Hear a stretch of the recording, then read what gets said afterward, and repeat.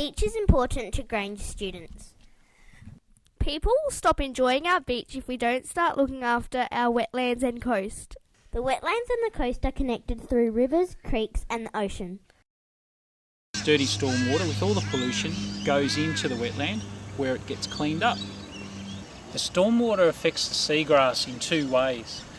All of the dirt from the stormwater that washes out floats in the water and blocks out the sun, so the sun can't get to the seagrass and help it to grow. The other way is the nutrients from the dog poo and the leaves that come out in the stormwater. What they do is they cause algae to grow over the seagrass, and again the seagrass can't get the sun that it needs because the algae is blocking the sun. So if we have too much untreated stormwater going straight out to sea, we have seagrass dying and we lose our seagrass. Some of the sea creatures that live in the seagrass are the leafy sea dragon and whiting. They are important to the food chain of animals and human beings. Aboriginal people have deep connections with the coast. Resident Hayden Bromley talks about how much the coast has changed. So all this area has been drained.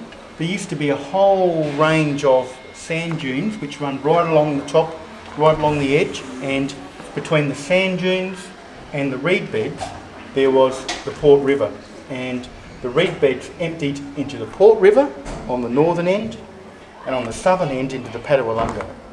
There are a lot of pollutants in our stormwater that end up on Grange Beach. We are worried about this, so we asked Professor Simon Beecham, a local resident, about the problems on the coast. Is the sediments in particular, they block out some of the light and the seagrasses find it very difficult to survive. We're going to be recycling another 10% of our effluent from next year onwards, and that will help enormously.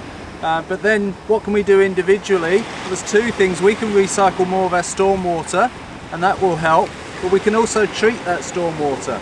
So we can try and improve the quality of the water that does eventually reach the beaches.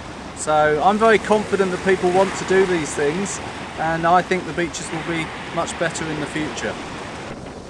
We love our beach. Our beach, our world, take only photos, leave only footprints.